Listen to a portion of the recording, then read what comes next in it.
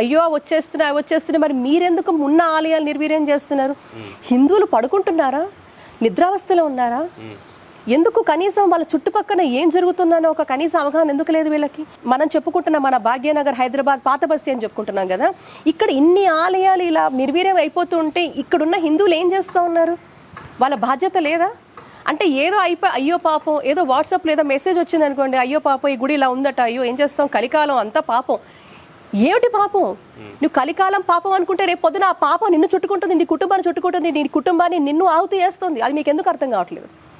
ఈరోజు ఆలయాలు ఒక్కటి నిర్వీర్యం అయిపోట్లా, మన హిందువుల ఒక అస్తిత్వం నిర్వీర్యం అయిపోతుంది. నీ ఆనవాళ్ళు నిర్వీర్యం అయిపోతున్నాయి. నువ్వు ఎవరో తెలుసుకోలేని పరిస్థితుల్లో ఉన్నావు. మిగతా వాళ్ళు శుక్రవారం వెళ్తారు, ఆదివారం వెళ్తావు, నువ్వు ఏ రోజు వెళ్తావో నీకు తెలియదు, నువ్వు ఏ రోజు పూజ చేస్తావో నీకు తెలియదు. పూజ అంటే అదేదో దండం పెట్టుకొని అయిపోయింది, దేవుడికి ఏదో మనం ఏదో ఆయనకేదో ఫేవర్ చేస్తున్నట్టు చేస్తున్నాం. కానీ ఈరోజు నీ ఆలయాలు, ఇంతటి వైభవం ఉన్న ఆలయాలు నిర్వీర్యం అయిపోతున్నాయంటే ఒక్కళ్ళకి కూడా చలనం ఎందుకు లేదు?